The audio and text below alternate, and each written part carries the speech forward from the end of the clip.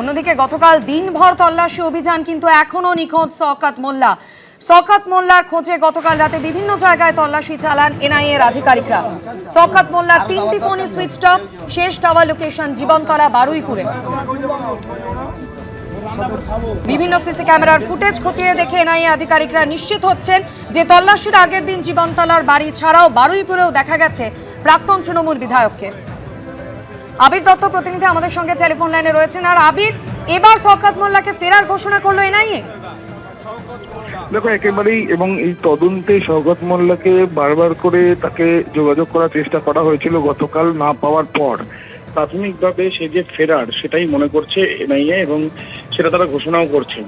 তাদের প্রেস রিলিজের মাধ্যমে তারা কিন্তু জানাচ্ছেন যে অ্যাবসকন্ডিং হিসেবে রয়েছে শওকত মোল্লা এবং সেখানেই তারা এটাও উল্লেখ করছেন যে এই যে পুরো ঘটনাটি ঘটেছিল ভাঙড়ে বিস্ফোরণের ঘটনায়, সেই ঘটনার অন্যতম সন্দেহভাজন কনস্পিরেটর হচ্ছে এই প্রধান কনস্পিরেটর হচ্ছে এই শওকত মোল্লা।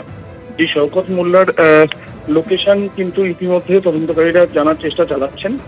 3টি মোবাইল ফোন সুইচ অফ অবস্থায় রয়েছে গতকাল রেড হওয়ার সময় থেকেই এবং পরিবারের সদস্যদেরকে জিজ্ঞাসাবাদের প্রক্রিয়া চালানো হয়েছে। দেখা গেছে যে বারুইপুর এবং জীবনতলা ছাড়াও কলকাতাতে ঠিক এই তল্লাশি অভিযান শুরুর 10 ঘন্টা আগে পর্যন্ত বারুইপুর এবং জীবনতলাতে তার মুভমেন্ট পাওয়া গেছে এবং তার সাথে সাথে দেখা যাচ্ছে যে কলকাতাতেও তার ঠিক তল্লাশির আগের দিন আশা হয়েছিল, সে এসেছিল, কিন্তু তারপর থেকে তার খোঁজ নেই। কেন? তার মানেই যেটা তদন্তকারীরা মনে করছেন যে চূড়ান্ত অসহযোগিতা করা হচ্ছে তদন্তে এবং সেই জন্য তাকে 8 তারিখে উপস্থিত হওয়ার জন্য 8ই জুন এনআইএ অফিসে উপস্থিত হওয়ার জন্য বলা হয়েছে। কিন্তু এই তদন্তে এগিয়ে নিয়ে যাওয়ার জন্য শওকত মোল্লাকে জিজ্ঞাসাবাদের অত্যন্ত জরুরি, সেটাই মনে করছেন তারা এবং সেই জন্য বিভিন্ন জায়গা থেকে তল্লাশি এবং সিসি ক্যামেরার ফুটেজ যেগুলো পাওয়া গিয়েছে সেগুলো খতিয়ে দেখা হচ্ছে। তার সাথে সাথে বিএসএফ এর সঙ্গেও যোগাযোগ করলো এনআইএ যাতে বাংলাদেশে পালিয়ে না যেতে পারে শওকত মোল্লা, তৃণমূলের প্রাক্তন বিধায়ক তথা এই 2026 সালে ভাঙড় থেকে পরাজিত তৃণমূল কংগ্রেসের প্রার্থী। তার পরিবারের সদস্যদের সঙ্গে আজকেও যোগাযোগ করা হয়েছে এনআইএ তরফ থেকে, সেটাই আমরা জানতে পারছি। ধন্যবাদ আবির।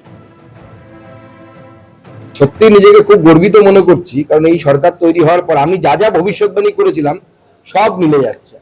আমি সৈকত সম্পর্কে এই কথা বলেছিলাম, শওকত সম্পর্কে যে বেটা যেদিন হারবে তৃণমূল একে খুঁজে পাওয়া যাবে না, পালিয়ে যাবে।